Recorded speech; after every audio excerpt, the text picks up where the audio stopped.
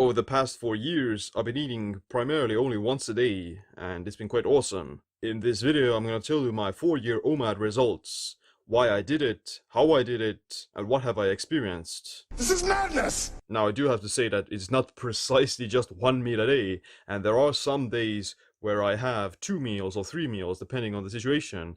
But on most days, I usually consume my calories within a window of 2 to 3 hours, and I fast about 21 to 22 hours every day. It's about 90% of the time I'm eating 1 meal a day, and if I'm just at home doing my own thing, then I would just naturally gravitate towards wanting to eat once a day.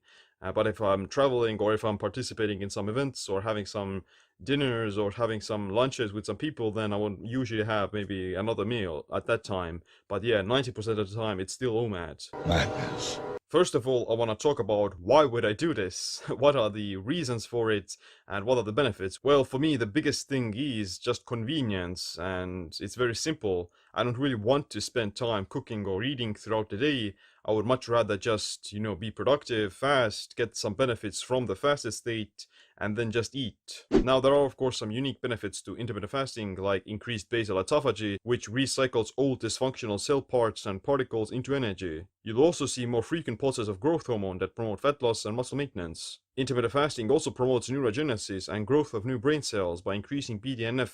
Several 2019 studies have shown that eating your food within 9 hours or less improves insulin sensitivity, lowers triglycerides, upregulates epigenetic longevity pathways, as well as autophagy. So even if I didn't do OMAD, I would still do some form of intermittent fasting, whether that be fasting for 16 hours, fasting for 20 hours, or something like that. But I would much rather not eat the standard 3 meals a day, and I would always gravitate towards some form of time-restricted eating. So here are some of the results that I've seen on my 4-year OMAD journey. I've stayed around the same total body weight, but my lean body mass has increased slightly. My starting weight before OMAD was about 74 kilograms, and at its highest, it's been at 80 kilograms. Nowadays, it stays around 76 to 78 kilograms or 168 pounds. My physical strength has been gradually progressing, but it's a slow process. My goal isn't to be a powerlifter or a massive strength athlete. It's not my main goal. My main goal is just health and longevity. My blood work has been excellent with no deficiencies. Many biomarkers related to disease like fasting blood sugar, insulin, triglycerides, IGF-1, inflammation, etc. are very low. Even my thyroid stimulating hormone is pretty much in the middle, which contradicts the idea that intermittent fasting or OMAD slow down your metabolism and wrecks your thyroid. My mental health and happiness have been excellent. I don't feel being deprived or missing out on eating 3 meals a day. It's very easy to diet down and stay lean without really starving yourself or doing a bunch of crazy cardio. During the day, my mind is clear, I don't have any distractions, and I get a lot of things done. The biggest difference that I've noticed after switching over from 16 and 8 type of fasting to 1 meal a day is that I don't really get hungry anymore, that there are no real signs of like massive hunger that you experience in a fast state. You may experience maybe infrequent arises or urges to eat or some cravings, but those things pass away very fast, and I don't really get, massively hungry even if I'm fasting for like 3 to 5 days. That's because of fat adaptation and keto adaptation. My body is becoming very efficient at burning fatty acids for fuel, and whenever I'm not eating, then I'll just tap into my body fat stores. That's the power of ketosis and keto adaptation. You become very indifferent towards calories. You don't really miss out on the ups and downs of blood sugar. You don't get any energy crashes, and it's very stable. You experience a stable energy throughout the entire day. You underestimate the power of the dark side.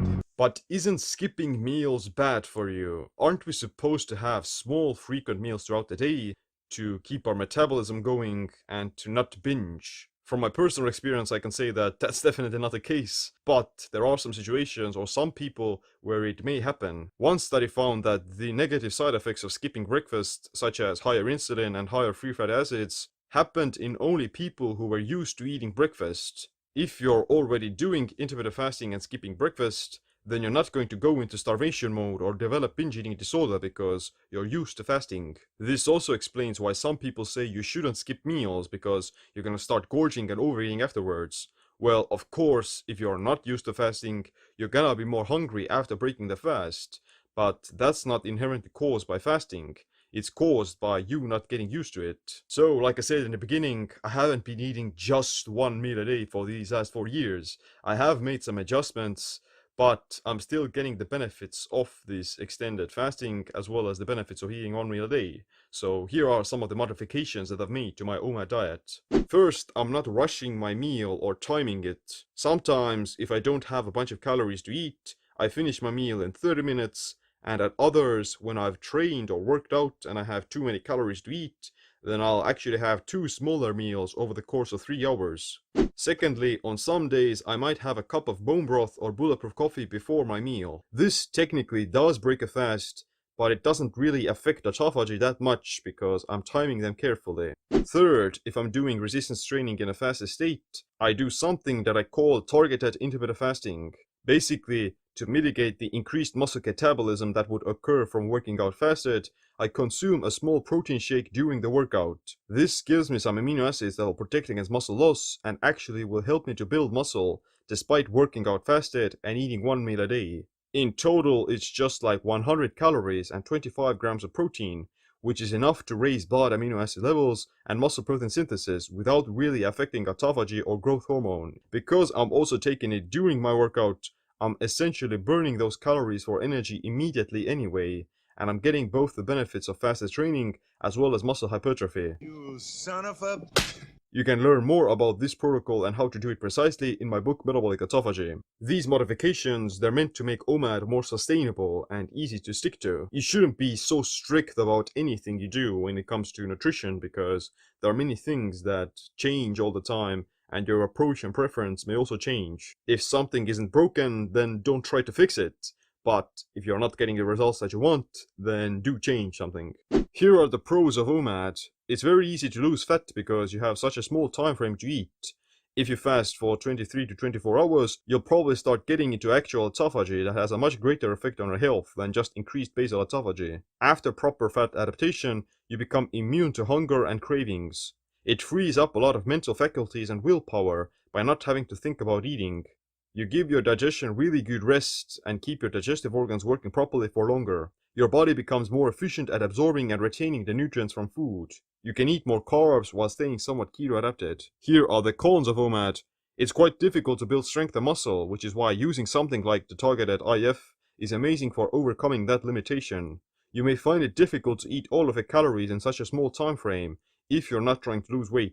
You'll have suboptimal rates of protein synthesis by being able to spike it within such a small time frame. That's why if you're trying to build muscle with OMAD, then targeted IF is definitely the way to go. If you eat too much food in volume, you may get bloated and feel awful, but at the same time you can eat higher calorie dense meals that'll satiate you more while still maintaining a calorie maintenance. If you eat too close to bedtime, you'll disrupt your sleep quality. Fasting that long all the time may cause metabolic adaptation and cause too much stress, which can be avoided by changing things up every once in a while. If you're new to intermittent fasting and want to try it out, then definitely subscribe and check out all of my other videos about this topic. If you want to try it out, then check out my book Metabolic Autophagy, and the book also is gonna give you advanced tactics for muscle growth as well as just optimizing longevity with intermittent fasting. So thanks for watching this video. Make sure you click the like, subscribe, notification bell as well. My name is Siim. Stay optimized, stay empowered. This is Sparta!